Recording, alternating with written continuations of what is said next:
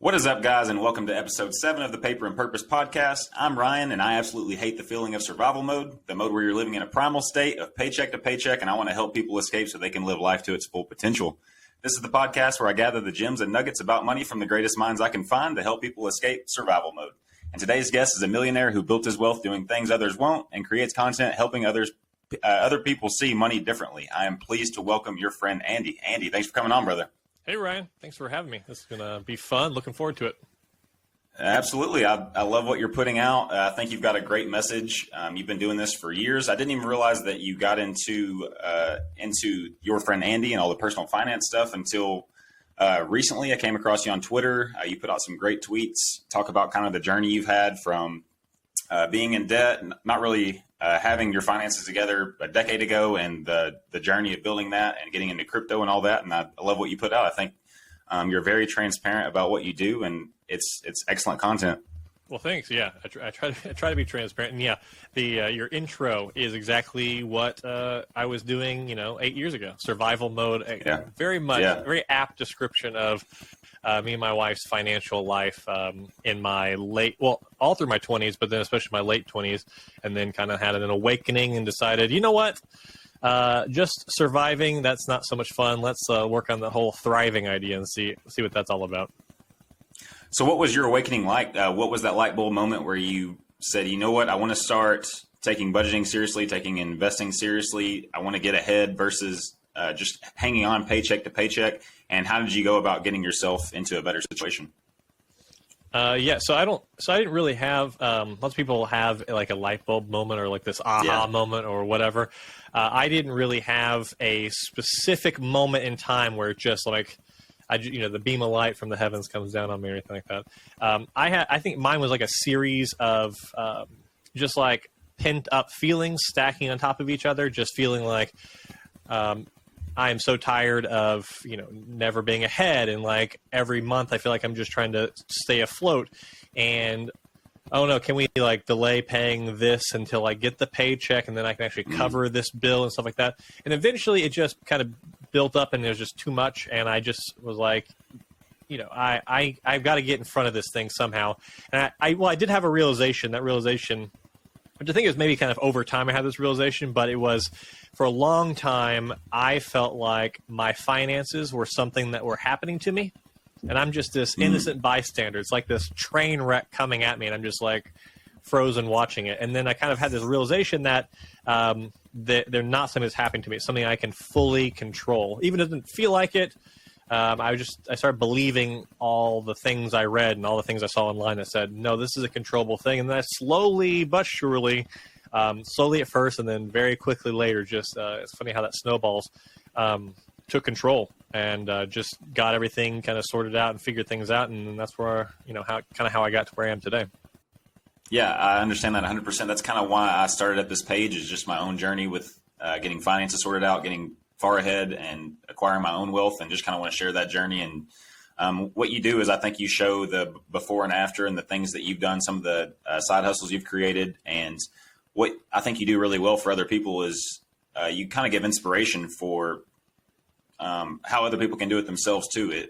You really lay everything out. You show different mining rigs that you use. You show different apps or crypto that you're into or anything like that. And just showing people that it's possible, I think does a lot for people. And I really appreciate that. A recent tweet you've had, you said 9 to 5 jobs are comfort money. They give you just enough money to make it hard to leave. Then you buy a car, buy a house, and have kids. Then it's just too much risk to leave the job. Next thing you know, you blink and you're 60. And that sums up so many people. So what kind of 9 to 5s did you have before you got to where you are today? And how are you balancing other side hustles to get into a more comfortable position with other streams of income? Yeah, and I will preface all this by saying I think 9 to 5 jobs are fine. I speak on my Twitter and on my YouTube channel from my point of view, and my point of view is I never want one ever again. I'm an entrepreneur at heart. I want to be self-sufficient. I want to do my own thing. That's just me. 9 to 5s can be great. They just weren't for me. So I'm just hoping that out there somewhere there's other people who have an entrepreneur bone in their body and they're just living the 9 to 5 life and they haven't explored that. I'm hoping I can inspire a few of those people to maybe even just dip your toe in the pool. And so the way I balanced it, well, my last 9 to 5 job was I was a creative director at a tech company here in Austin, and on the side, I built my small business that I run now, which is a photography business. And at some point, that side business became as big and then bigger than my 9 to 5 job. And then at that point, I'm like, well, clearly I'm much more excited about building my own thing, so I'm just going to leave this job and go do this thing. And that's my best advice when it comes to stuff like that. The way to balance it isn't to quit your job and then just dive in like, I'm going to make it all work. It's like, that's a very stressful place to put yourself in. And it's like, it can be a no-win scenario. Like people, like it's very romantic. It's very like movie-like to do that. I'm just going to quit my job and try to make this whole thing work. But if you can't pay your bills, you're going to make so many compromises and make so many choices you wouldn't have made otherwise, just to make sure you're not homeless, you don't lose your car, and they don't turn electricity off and stuff like that. So you can't actually thrive and like chase your dream or whatever it is if you're like backed into a corner. Now, maybe some people can. I couldn't. Most people can't, in my opinion. So I recommend that you keep doing a good job at your job. You try out other things. Find something that you like and works for you. And if you can grow it to be as big or bigger than your job, well, then consider leaving your job and going and doing the entrepreneur thing. And if you're really smart, which I wasn't this smart, which in hindsight, I would have done this. I would have also saved up a bigger emergency fund before I left the job. It all worked out just fine for me, obviously, but just that extra buffer. It's not really planning for failure. It's just things that you can't control outside of your life happen to you, and it's good to have a little bit of a backup plan. But that's kind of how I did. I just built it on the side and then jumped into it. No, I think that's phenomenal advice. It doesn't really make sense to me, people that do finally make it to a point as a creator or as some other side hustle, other business, whatever, and then just immediately start like dissing on 9 to 5s, because most of your audience is going to be people that have a 9 to 5. Like, why would you trash talk the people that you're putting your message out to or trying to sell products to? So that doesn't really make much sense to me.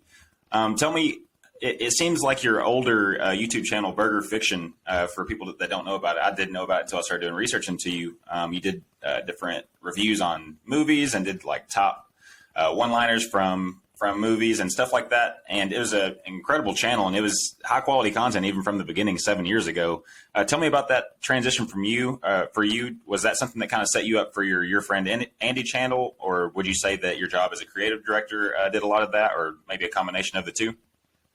Yeah, certainly a combination. So I started Burger Fiction with my good friend Jonathan, who I had worked with at a previous job. We were both creative people, and we wanted a creative outlet that wasn't our 9 to 5 jobs. And so we started Burger Fiction in 2015, and we started it by doing like little shorts and stuff that weren't actually movie related. Then we did our very first supercut, and the channel just kind of blew up after that. And we just kind of went with the supercut thing. And so the channel was very successful.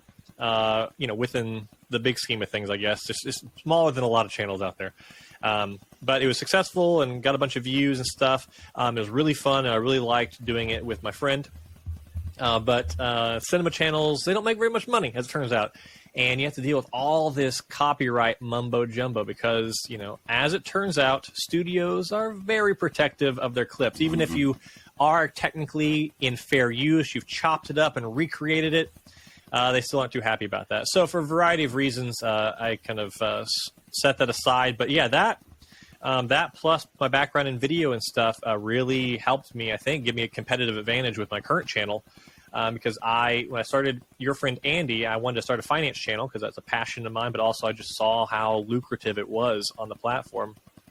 And I just looked at all the competition, all the other channels out there, and 95% of all of YouTube is low quality, but 95% of finance videos, bad audio, bad video, take your pick. They didn't write a script; they was just all over the place. It's like, well, what's your point?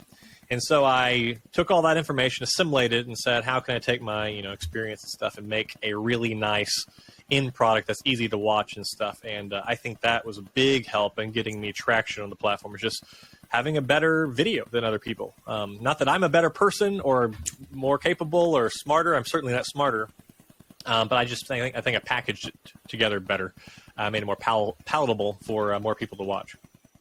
Yeah, one thing you said that I definitely think you have is a competitive advantage. You have definitely figured out what it takes to get people to watch a full video. I have no trouble dedicating 10 minutes, 15 minutes, 20 minutes, whatever it is to your videos, because you mix in personality, you mix in your sense of humor, and you mix in like kind of some of the clips that you probably took from some of your burger fiction films, just different references and stuff to that keep the audience engaged into it. What does your content creation process look like, and how much time do you typically spend on making high quality videos like that? Yeah, so the process always starts with the idea. You have to have a really good idea, and that idea that you come up with for the video also has to have a really solid idea for the thumbnail and title before you actually make the video, in my opinion. If you can't sell it before you make it, then I don't think it's going to be as successful. So yeah, come with the concept and all that, and how you're going to deliver it and all that stuff beforehand. And then once you settle on it, for a long time, I wrote them out word for word as scripts, and then I kind of transitioned to writing outlines as speaking points. But now I've actually gotten back to where I'm writing them out word for word. Now, once upon a time, I used to use a teleprompter and actually look at the camera and read the words and stuff. And it's very effective, but it's a little stiffer than what I liked. So when I switched over to doing outlines, I became more like me, but it wasn't tight enough. So now I combine the best of both worlds. I no longer use a teleprompter, but I do write it word for word. And I literally look at my screen and I read the sentence, and then I look at the camera and I say it back as best I can to that with my personality and enthusiasm and all that good stuff. So I do all that stuff first. I write the script. I would say ideation to script writing is probably anywhere from 2 to 3 hours to 4 to 6, depending on what I'm writing about. And then the actual recording part is pretty fast. Recording is 20 to 30 minutes. And then now I have a full-time editor who edits all my videos for me. And he spends anywhere from 8 to 15 hours, or the latest one, the one that's coming out later today, he spent close to 20 hours on. So it just depends on how detailed the video is, but somewhere in that, I'd say most of them are 8 to 10 hours, and then another hour or so to actually post a thing online. So it's not a short process. You can make it shorter, but you have to give up quality and other things. So I think you can tell with the end product who spent more time on it, But there is a diminishing set of returns with it. I can spend double the amount of time, and I don't think my videos would be double as good. So at some point, you have to say it's good enough. It checks all the boxes. It's ready for prime time. Because at the end of the day, you have to make more videos about more things. And if you just spend your entire month on one single video, at least in my niche, that's not going to work out so well. Other niches, it does work out. It depends on what, kind of what topic you're talking about. Yeah, I like to see both different strategies for content play out. There's some people that try to just post as much as they can, the Gary Vee method, try to post 3 TikToks a day or post a YouTube video a day, whatever. And then there's some people that are the Mr. Beast type and just like to have really high quality videos, and a lot of time and production goes into that one video. And they both kind of have their place and fit in better niches than other. What kind of advice do you have for people that want to get into the creator field? Maybe they have something that they really like to do, whether it be a hobby or just other interests, and they like to talk about it, and they might like to bring that to the internet and find a way to monetize it. What would you say to the people that want to try to make some side income or maybe eventually a full-time income online? Yeah, definitely. If you have any inkling that you want to try that, you should try it. But only pursue it if it's something you actually have fun making the content. 1, the topic, you enjoy the topic, and 2, you actually enjoy making the content around that topic.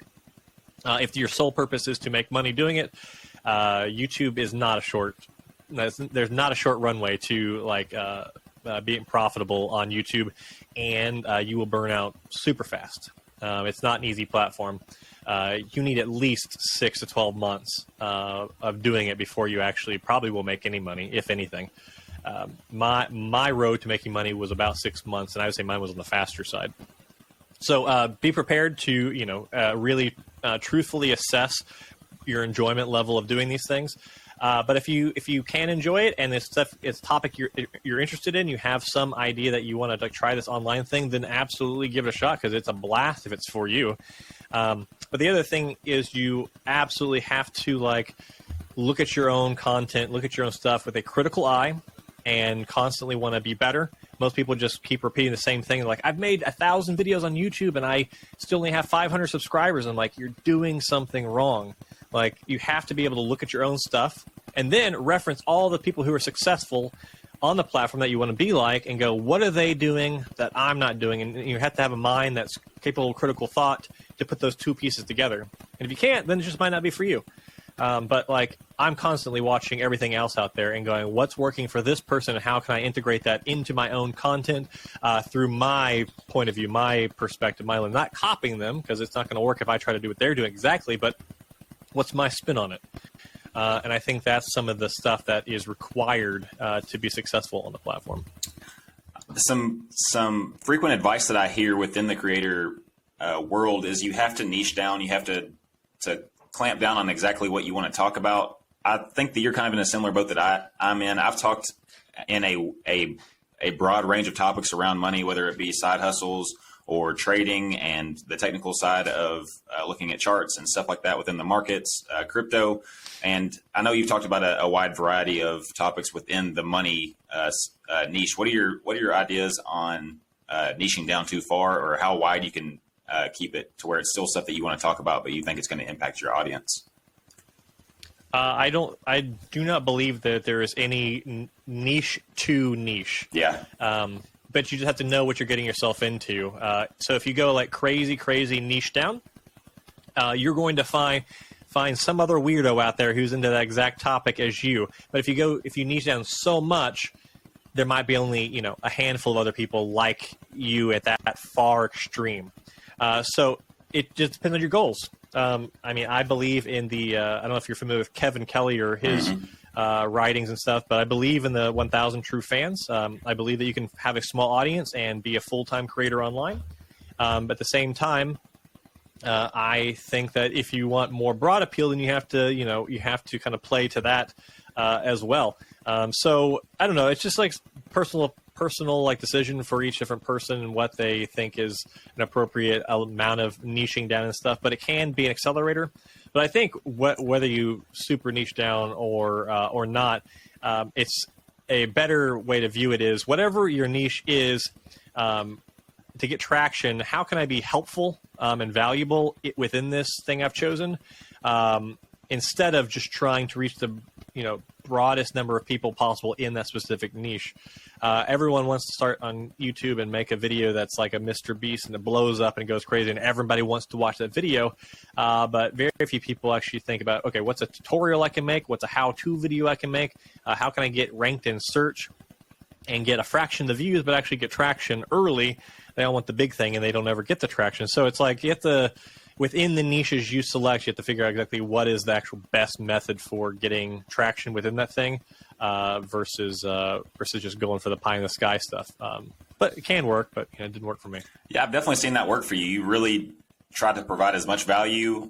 You're very transparent with the money you make from different mining or running different nodes or YouTube or affiliate marketing, and I think that's really helpful for people. What are your thoughts on just being transparent as a creator, your own struggles or triumphs within your space, and just kind of showing people raw numbers like you do? It's not for everybody. Yeah. I like it because, and a lot of the creators and people online that I saw before I started my channel were doing it, and so I liked it, and I liked what it did for them, and for their channels, and it made me like them more and trust them more. So I figured it was worth a try. It is scary when you first do it, and you will absolutely have family members and friends who are like, "What are you doing?" And I've gone through all that. But it normalizes at some point, and it's just like, that's just something you do now. I highly recommend it. I think more people should be transparent with things like that. In fact, even with jobs and stuff, I think salary transparency is like important and stuff. If you choose to, whatever, but it's a net benefit for all the people who are doing the same things as you are, so you're all on the same page. Like other YouTube creators, I openly, there's certain things I don't share online for various reasons. Like I don't share how much I get paid from sponsorships and stuff, and usually that's because they have a contract and things like that.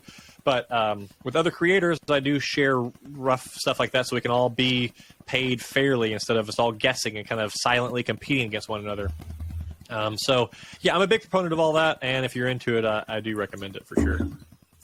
One thing I want to transition into is crypto. I know you share a lot of content about that. You know a great deal about it.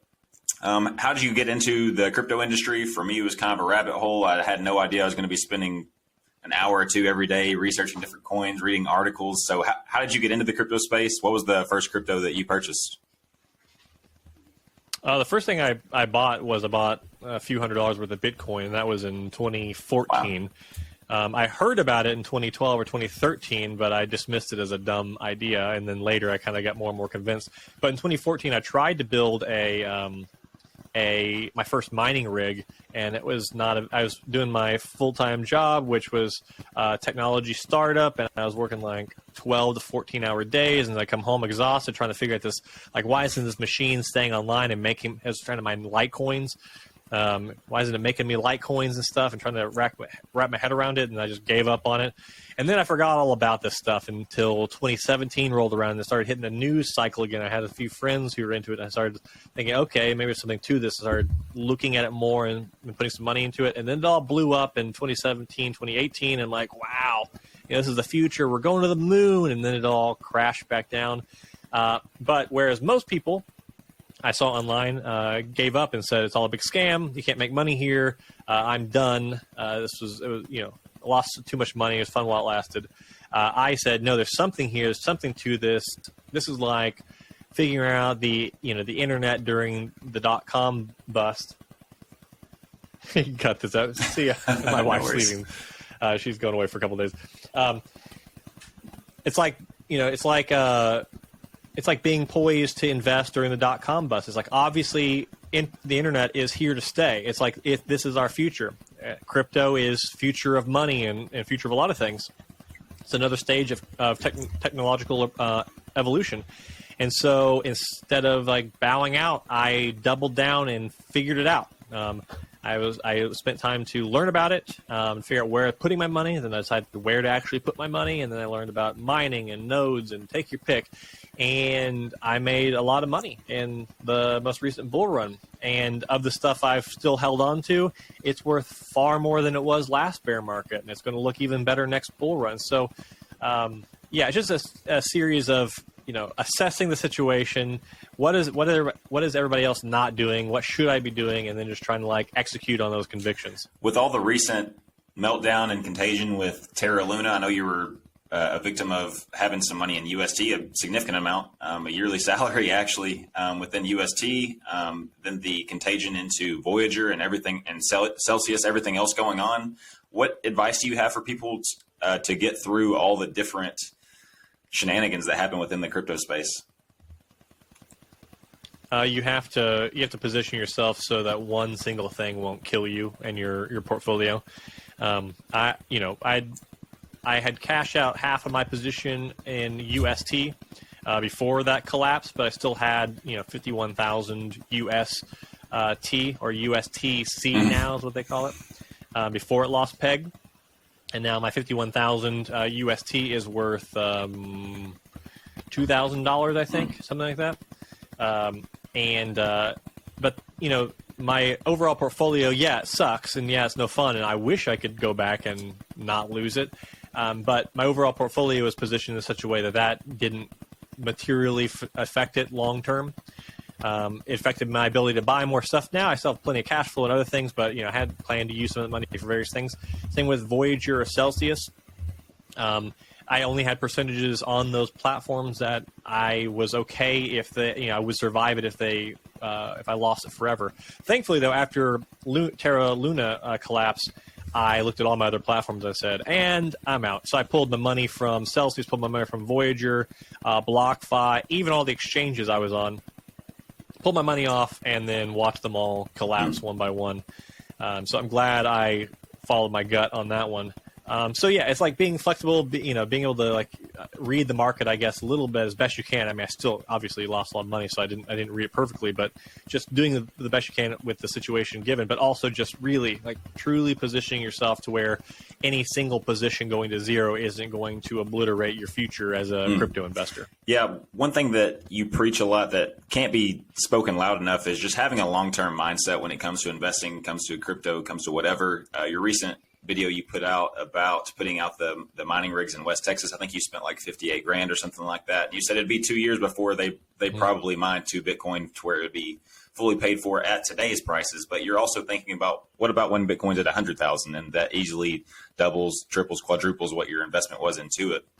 And I think it's a great message. I've definitely had people, especially during the bull run, hit me up every week. Hey, what are you buying? What are you buying? And it's just not a good enough answer for some people sometimes just to just say, probably just going to keep buying what I bought last week and the week before that. So what do you have to say to people about building conviction in projects and just continuing to buy within the things that you believe in?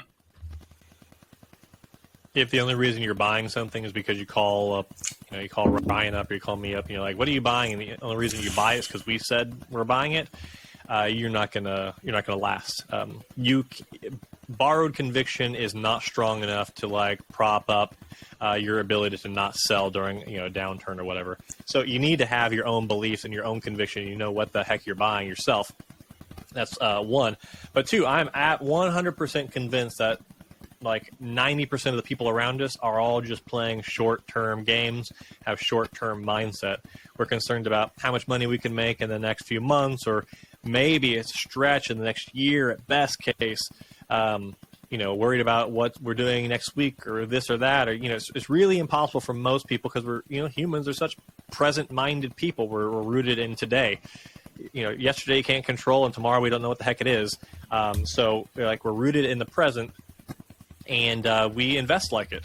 And so I think if you can just learn how to get outside of that, have some kind of thesis in investing, and some kind of conviction and belief in whatever you're buying into that has a multi-year time frame, more often than not, you're going to win in the space because no one else is doing that stuff. And that's the type of time frames you need to exist on for these things to truly pay off in life-changing ways. You put that so well. One thing that I think about before I invest into a stock, crypto, whatever, is if this cut in half, would I want to buy more of it, or would I be scared and would I want to get out of it? And that's the mindset you should really have coming into crypto, because there could be a 70% drawdown, 90% drawdown at any time, even from a significant drawdown already. So you should be ready for that at any time. And like I said, I think you put that wonderfully.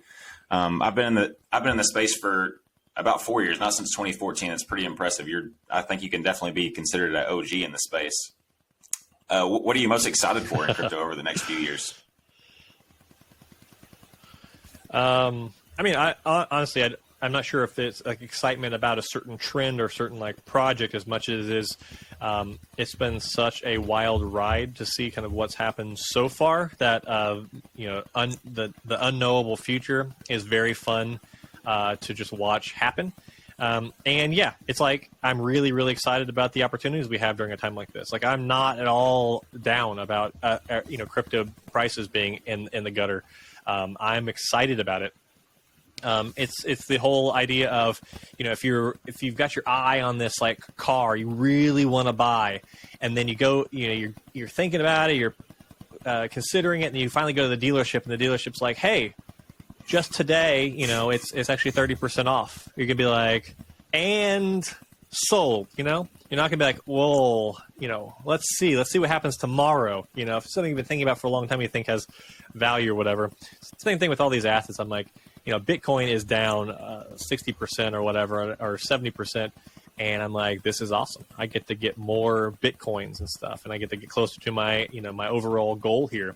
So I'm really excited about that aspect of it. But also, I'm just excited about the things I'm building now. It's I have more miners online than I have before. I have more nodes online than I had before. I have my channel. I have my my community.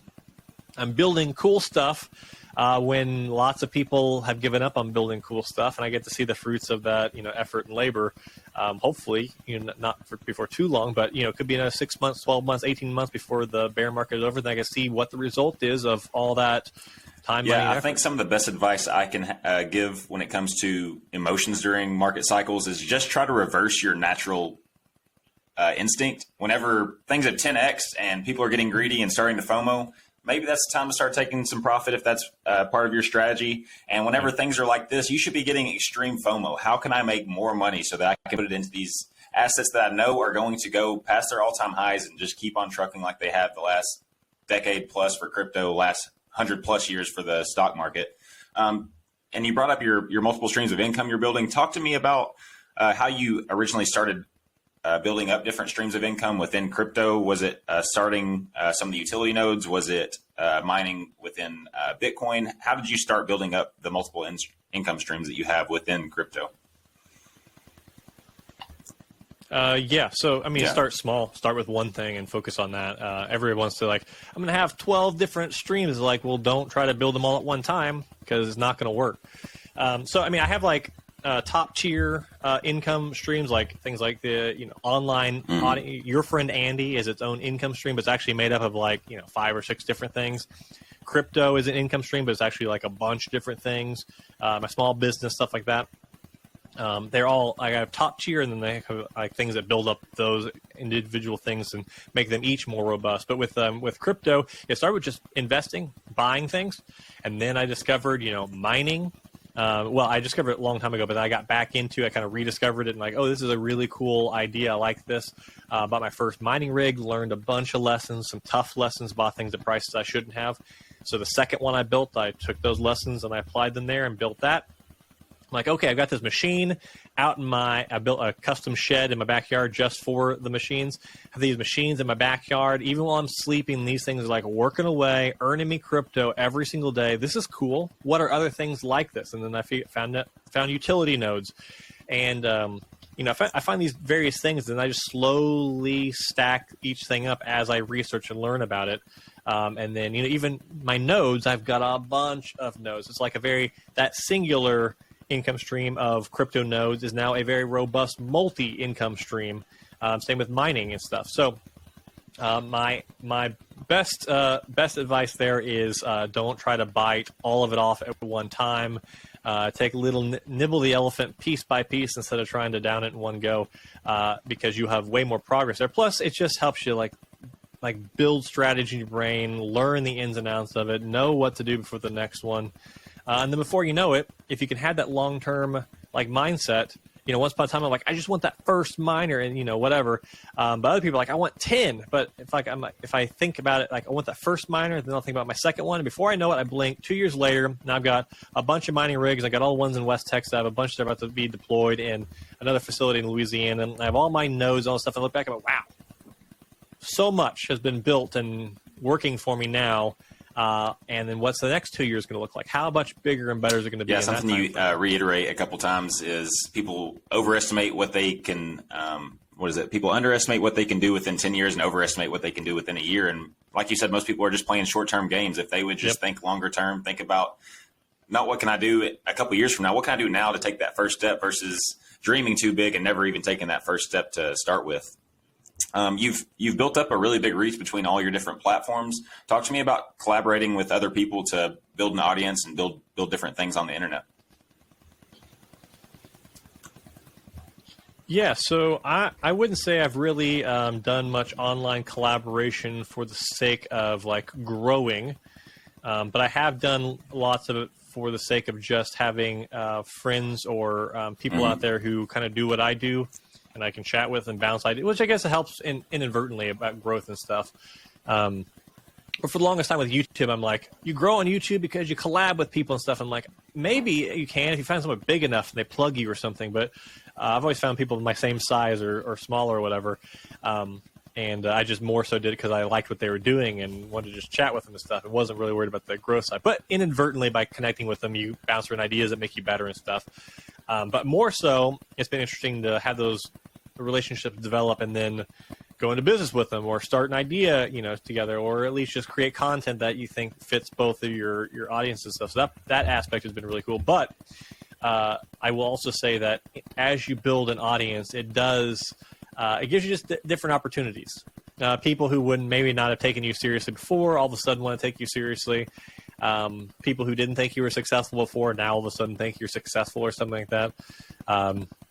So it's a funny, weird thing, and I don't even consider myself, like I have 75,000 subscribers on YouTube, and is that hugely impressive to everybody who has 1,000 or less? Yes. Are there tens of thousands of other channels that have multiples of that, and I'm just a small fry and I haven't actually made it? Yes. So I mean, it's like context is super important stuff. I'm just happy to have done my modest growth so far and want more in the future, but it's like comparison's not going to get you anywhere. So it's like you just enjoy the fruits of doing these things and enjoy the connections and stuff, but there's no fulfillment like the actual achievement of each new number, because what does it mean? The results is what matters, not the actual numbers on the screen. Yeah, I think you put that really well. And for the most part, you've answered my next question. But for people starting out, I mean, everybody starts from zero, and it can be a really discouraging place going from zero and trying to get your first 1,000 people listening to you. What do you have to tell people to finally get over that hump, to not feel like they're just speaking out into the void for whether they're trying to grow on Twitter, YouTube, any other platform? How do you advise people on getting over that hump of just speaking out into the void? It's different on every platform. On Twitter, you need to have actually helpful tweets that are aesthetically pleasing and constructed in a readable way. But then you also have to join groups to where you're with other creators who can then share your tweets and you share theirs and vice versa. And then you also, if you want the real growth hack, it's find much, much bigger accounts who you can befriend, and they like you and like your stuff, and they will retweet you to their audience and grow. And then also, don't focus on just making your tweets. Focus more so, tweet once a day, maybe, but focus on replying to bigger accounts and stuff and adding value, not just rewording what they tweeted in a different way or something, but actually they said something. How can I actually give people value based on that thing? If people are going to read it and they go, "Ooh, who's this guy?" And then have a good name and good profile photo and a profile that converts. There's a whole bunch of stuff to it. But with YouTube, I think it's really, truly value, because YouTube is interesting in that Twitter, you need people to give you a leg up. YouTube, you don't need that. YouTube has an algorithm and a system that is built on discovery. And on YouTube, it will push brand new creators out into the world and test the waters with them. So the key there is not trying to get in front of people and post it on Reddit and all these. I never shared my stuff anywhere. The key is when my stuff is eventually surfaced by the algorithm, how can I convince people I'm worth subscribing to? And that is what I've already said. Give them value, answer their questions. If there's a tutorial on how to do whatever the thing is in your niche that's how to do and they don't know how to do, show them that. Answer the question. Be helpful in some way. Review something, and then do it in a really nice way, high quality way. And then also the secret sauce is get that value ranked in search. So pick topics that are underrepresented. When I was starting my finance channel, I saw that there was very few quality bank reviews and brokerage reviews and credit card reviews. And the ones that were ranked in search, I was like, I can do a better job than that. So I made a better video. I found ones that didn't have a lot of results of the ones that were there. I made better versions of it. And then I worked really hard on my keyword and title and description game to get mine ranked. And then I had a better thumbnail. And then when people clicked it, I went up the ranks. And I still have lots of highly ranked search stuff. So, but I put out content that wasn't my most favorite, but it helped people make decisions, and stuff. And also, as it turns out, stuff like that is very lucrative, because if you find a referral program for a bank or a brokerage, well, these are people who are on YouTube searching for this thing. It's I'm already considering joining SoFi. Now I just need someone to convince me of it. And I watched a video by your friend Annie, and he's a big fan. I'm convinced. Where's the link? There it is. Okay. Oh, I get $20 when I sign up with his link. And so does he. And it's great ways to monetize even when you're small. So I could talk forever about YouTube. I love YouTube. It's a very interesting and very cool platform, and there's so much opportunity on there. So if anybody's ever thinking about it, just do it, try it out. If it's not for you, then give it up. But if it is, no, you're giving out so many gems. I honestly have a slightly selfish intent with this podcast. I get to just soak up so much information from people I already respect. So I appreciate you sharing all that. If you could only work 2 hours per week on your business, what's the highest ROI activities that you can be doing within your friend Andy?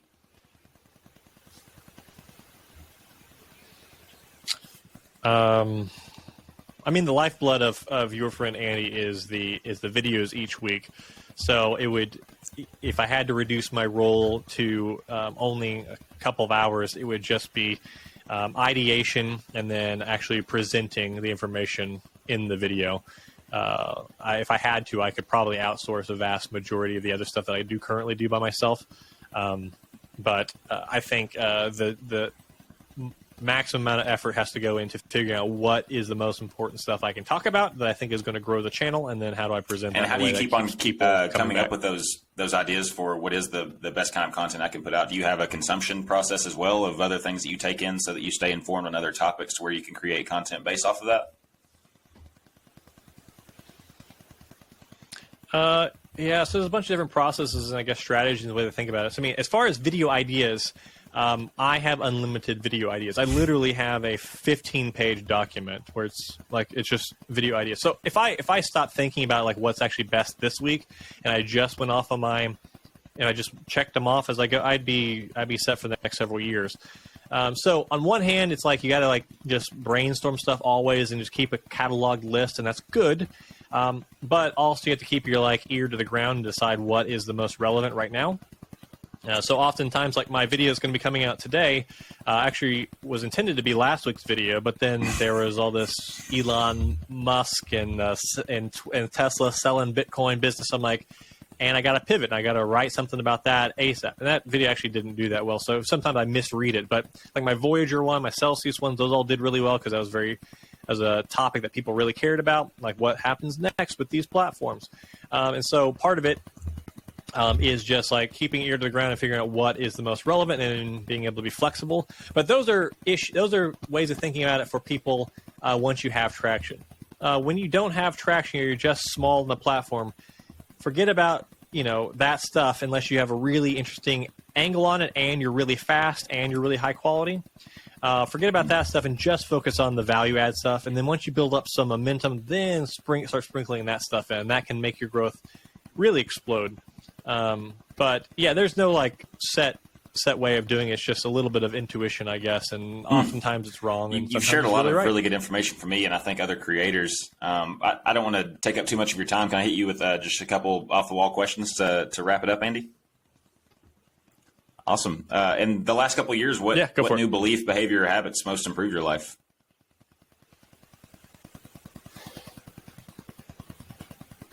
Last couple of years.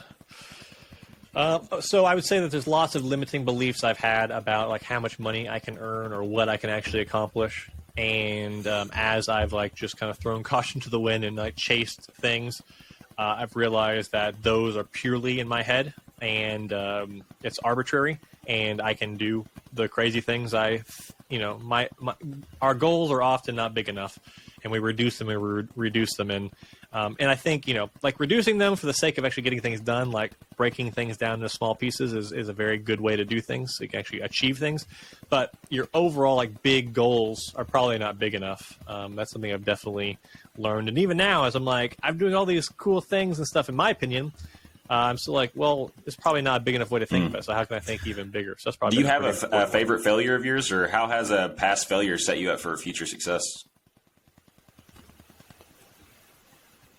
Oh, I mean, every week has new failures.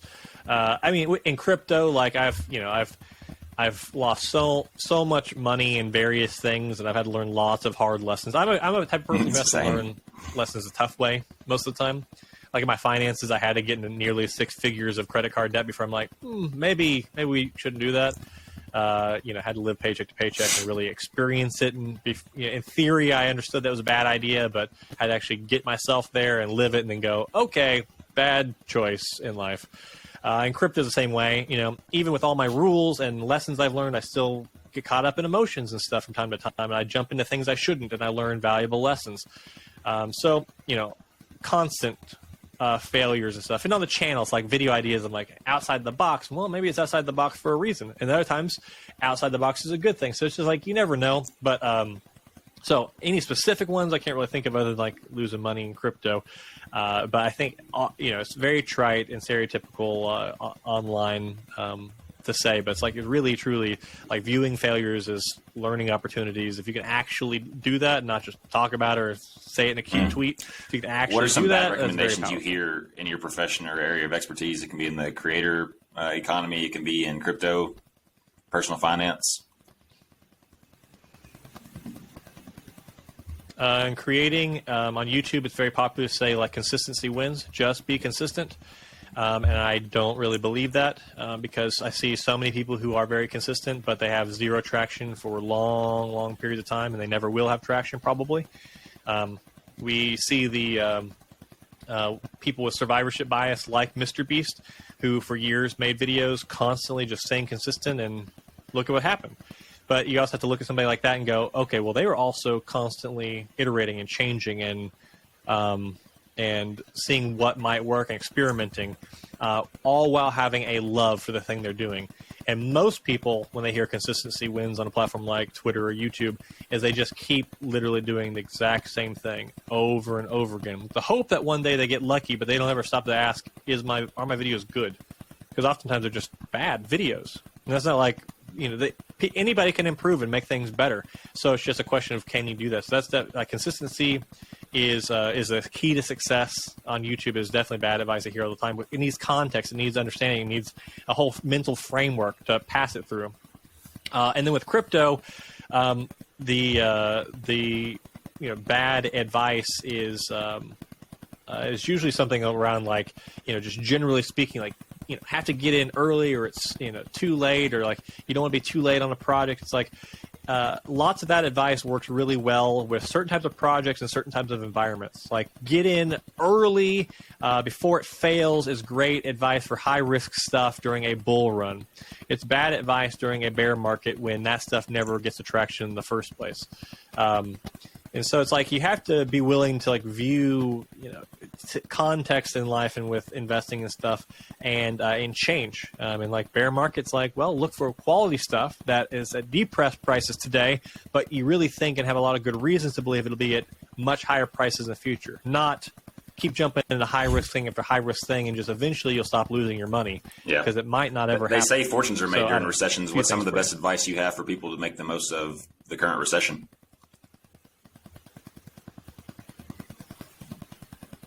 In crypto, it's like you figure what those opportunities are. What is a really quality place to put your money that is currently at a dramatically reduced price, and buy that thing and buy it regularly. And then two, what are the opportunities outside of just raw investing? And so one of my big things I've done in the past bear market, I'm doing again this one, is mining.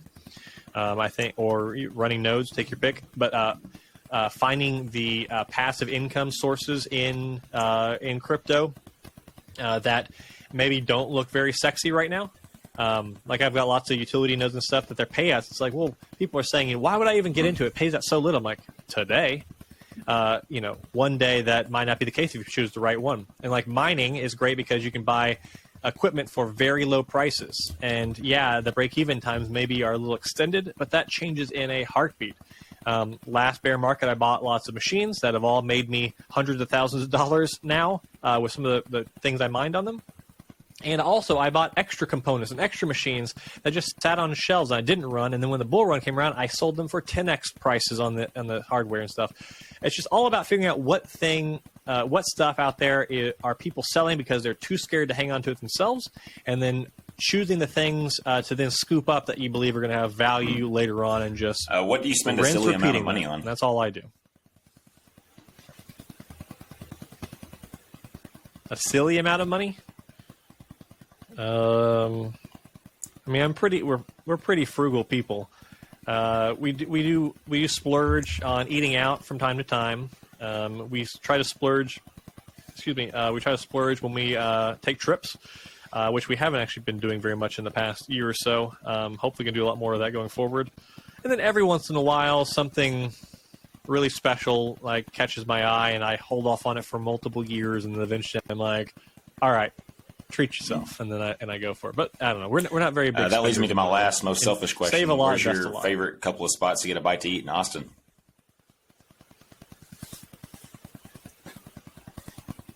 Oh well, I mean, Austin. Just anywhere you go is amazing. Me and my wife love Uchiko. So if you want to spend some money, go to Uchiko. It's incredible. What else? A fun place if you like kind of the beer garden feel and like good food and good beer is Easy Tiger. Tacos. We love Taco Deli. We also love Quantos Tacos. That's really good. And I'm sure there's other stuff too. Great Italian would be Vespaio.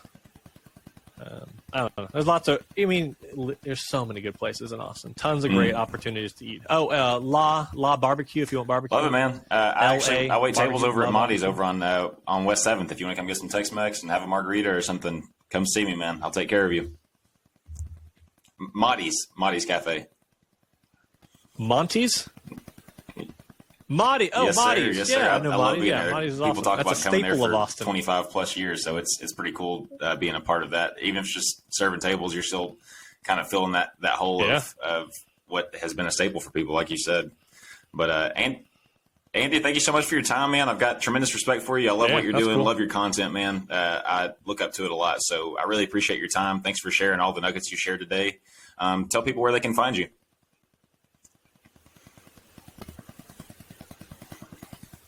I'm your friend Andy on YouTube, and my Twitter handle is not that, but if you type in your friend Andy into Twitter, you will find me as well. Yourfriendandy.com. I think it's all my socials in one place. But yeah, just come say hi. Follow me. Say hi. Glad you enjoyed it. Yeah, thanks thank again. you very much for having me. This was a lot of fun. Catch you on Twitter or be watching your videos, man. So thank you again. Keep up the good work.